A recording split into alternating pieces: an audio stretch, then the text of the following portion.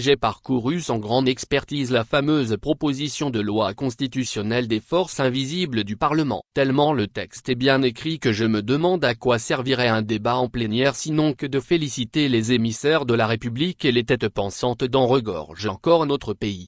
Si par le passé on devrait user des deniers publics pour payer les services des charlatans du droit, point besoin de nous saigner encore, le Togo dispose de têtes bien faites pour charcuter la loi fondamentale et la remodeler au goût du prince.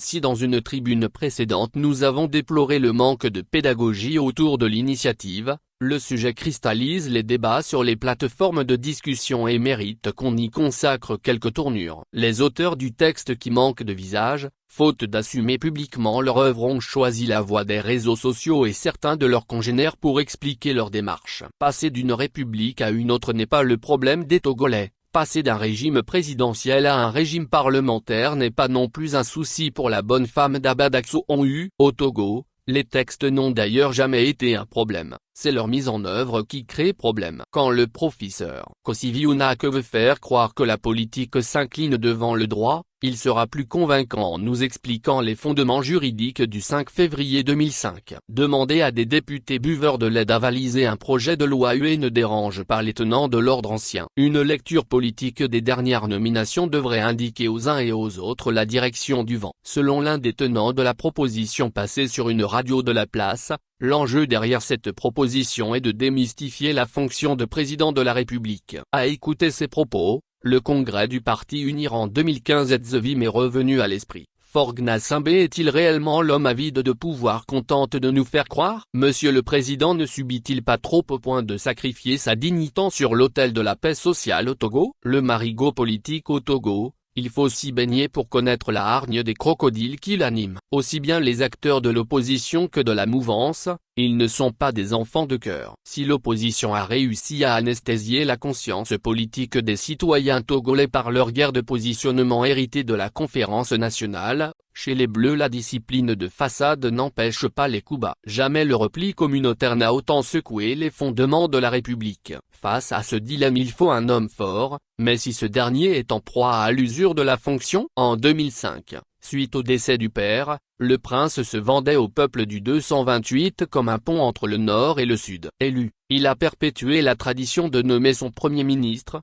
qui n'est en réalité qu'un garçon de course, dans la partie méridionale. Il a multiplié à la tête de son cabinet des secrétaires généraux venus d'ailleurs que d'habitude, privant d'ailleurs les inconditionnels du régime du précieux sésame qu'est le poste de directeur de cabinet. Les portefeuilles essentiels pour la gouvernance ont migré mais le recours à la légion étrangère a consacré les anges gardiens du système clanique qui veille au grain. Directeur de cabinet, secrétaires généraux ou directeurs des affaires financières dans les ministères et institutions de la République, le modèle ACAM continue de faire des émules au point de dissuader l'homme fort de donner par décret onction à ces nominations qui méprisent les principes de la compétence et du mérite. Que d'intérimaires. Signe des temps, le désamour est profond. Beaucoup d'eau a coulé sous le pont. En 2015, la lassitude du pouvoir et l'isolement qu'impose la fonction ont-ils eu raison de l'homme fort au point de penser à une abdication pour donner une chance à la démocratie? Seuls les historiens du Parti bleu ou le premier Togolais dans ses mémoires nous édifieront, mais ceci étant, le président togolais cumule bientôt 20 ans d'exercice. L'usure du métier peut donner le temps plus long et des envies d'autre chose,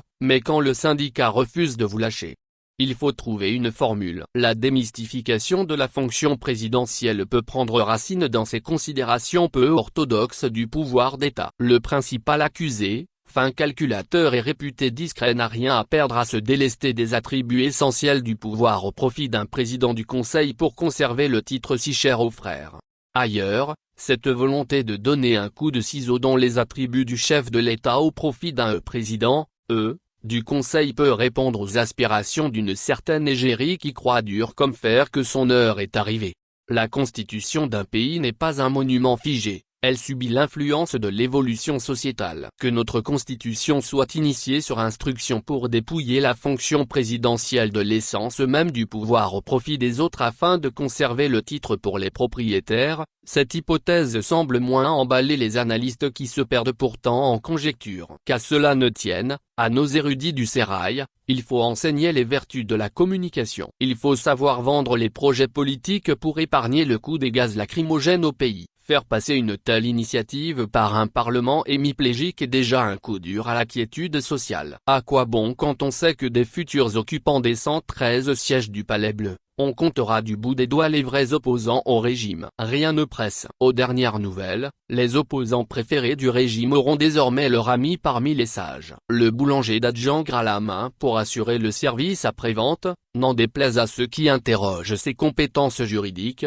L'ancien locataire de l'avenue de la Présidence a ses qualités, il peut encore être d'une grande utilité pour nous faire avaler la pilule. Fermez les bancs, l'alternance ce n'est pas pour demain.